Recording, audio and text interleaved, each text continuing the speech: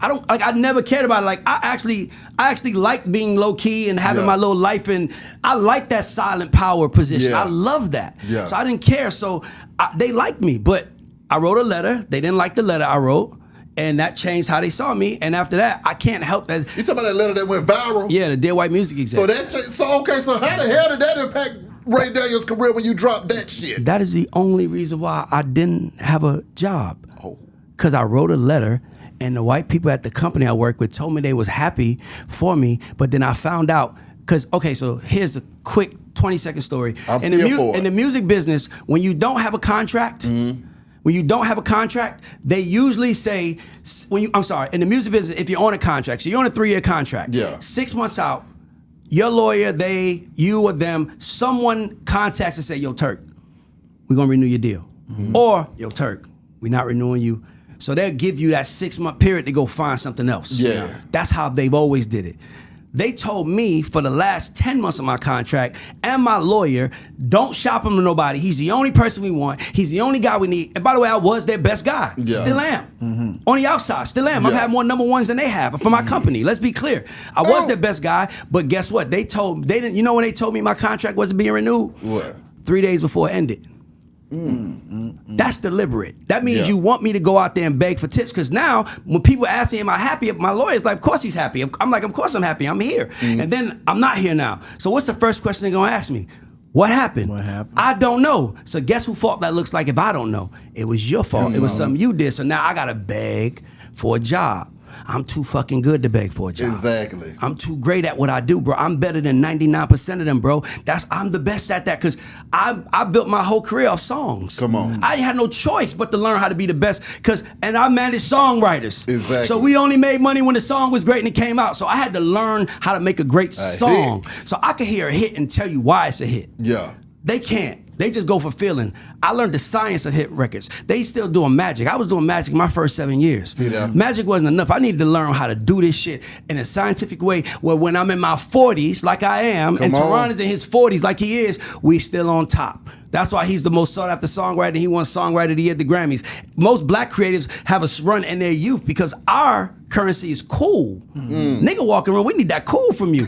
Once that gray hair come in your face, you ain't as cool no more. Where the other young nigga? That's why the biggest problem that we have in our community is that the young niggas don't respect the old niggas. Because the young nigga think in his mind, as soon as I got more money than you, you ain't my OG no more. I'm still your OG, nigga. And by the way, I got OGs that I got more money than, but they still my OG nigga, because I need them. I need them to tell me right from wrong. And most of them told me, and when I listened, I worked, and when I didn't, I had to pay the price.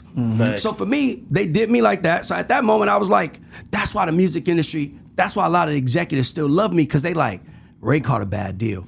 I called a lawyer friend at the company, and I was like, I'm waiting on my deal, and she was like, when you get it, Ray, just don't write no more letters. I'm like, what are you talking about? And that's how I found out the letter it was the letter. Oh my God. So when I met with them, I said, was it the letter? Here go white men. Here the guys I'm in the room with, Tom and Aaron. The letter had nothing to do with it. Yes, it did.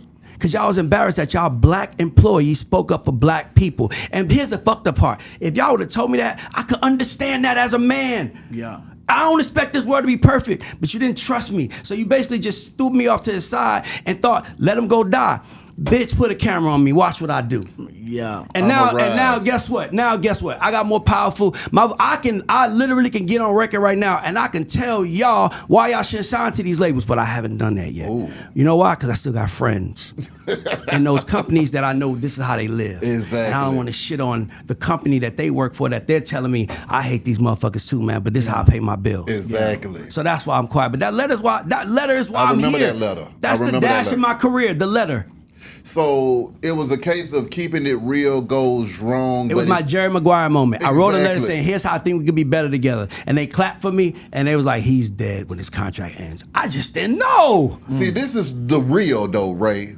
See, what you're telling us right now is what every black man and woman in the corporate office has to deal with in order to keep their damn jobs. You know, you want to be revolutionary. You want to move the culture forward. You want to be free. It's called being free, correct? Absolutely. Then when you act on your freedom, all of a sudden they want to put you back in bondage. Yeah, but you wasn't free.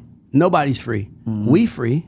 You free now, I'm free now. Exactly. I could say anything I want right now and don't have nobody can call me and tell me to pull it down. And I have to do it because my job's on the line. Come on now. Now I can pull it down because one of my OGs said, Ray, that you don't need to put that. Okay, that's Exactly. different. Yeah. But put that down or you gonna piss some people up. I don't have that. Come on. So I am a free nigga, and to be honest with you, and I could also be more reckless, but I'm not. So the music business, they should be way more nice to me because I know all y'all secrets. Feel it. I can air them out, my nigga. I know everything, bro. Like I know it all. And my thing is like I would never do that because that's not what you're supposed to do to your peers. And that's what the they thing, did to bro. me is not what you're supposed to do to your peers either. Yeah.